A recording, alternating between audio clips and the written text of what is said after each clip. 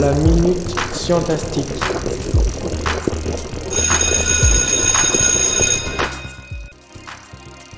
Tout autour de vous, c'est un temple qu'on a construit en 2009 et il est construit en pierre de lave qui viennent du volcan Merapi et du mont Ajoun.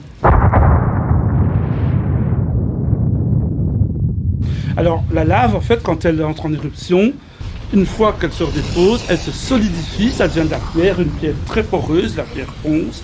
Et nous, en 2008 et 2009, on a fait venir des tonnes et des tonnes de pierres de lave du volcan Merapi et du mont Ajoun.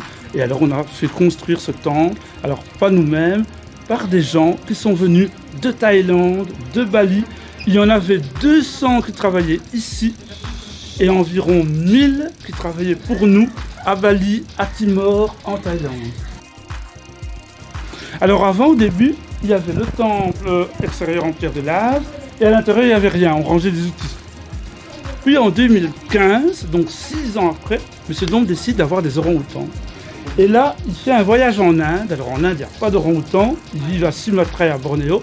Mais lui vient l'idée pour le logement intérieur des orang-outans. Je voudrais devenir un homme, ce serait merveilleux. Il s'inspire de l'histoire de King Louis, là, dans le livre de la jungle, l'orang-outan qui vit dans un temple. Et il décide de rencontrer la communauté Jaïne qui construisent dans le sud-ouest de l'Inde des temples en marbre blanc. Et alors, je ne sais pas si vous allez vous rendre compte de l'incroyable.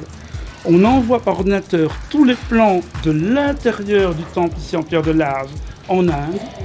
Les Jaïnes construisent tout l'intérieur en marbre blanc, mais qui doit se positionner comme les pièces d'un puzzle. 2 ans plus tard, on importe tout le marbre blanc et c'est ainsi qu'on construira l'intérieur. Et donc, on a en fait 3 pays en Inde. L'extérieur, c'est Bali.